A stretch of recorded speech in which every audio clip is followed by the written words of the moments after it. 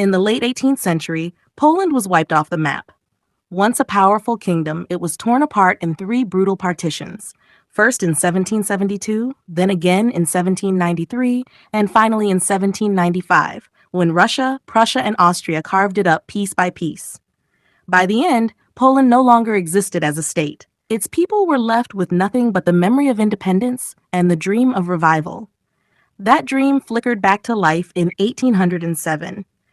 After Napoleon's victory over Prussia and Russia at the Battle of Friedland, he reshaped the map of Central Europe. From lands taken from Prussia, he created the Duchy of Warsaw.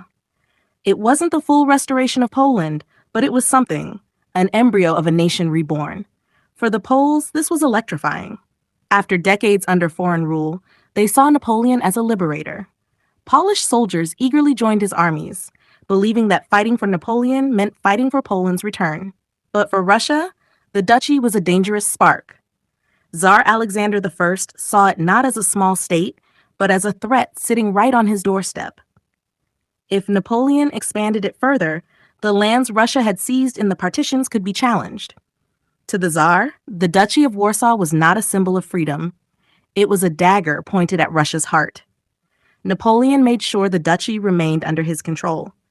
Officially, it was ruled by the King of Saxony, but in practice, it was a French satellite, a pawn on the chessboard of Europe.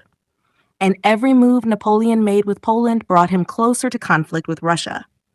So while disputes over trade and the continental system strained relations, the real fault line ran deeper. The question of Poland, its past, its survival, its future, was a wound that divided France and Russia.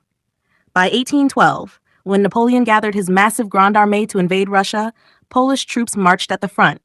For them, it was more than Napoleon's war. It was their chance to fight for the resurrection of their homeland. For Russia, it was proof that Napoleon's ambitions were intolerable. The Duchy of Warsaw may have been small on the map, but its significance was enormous.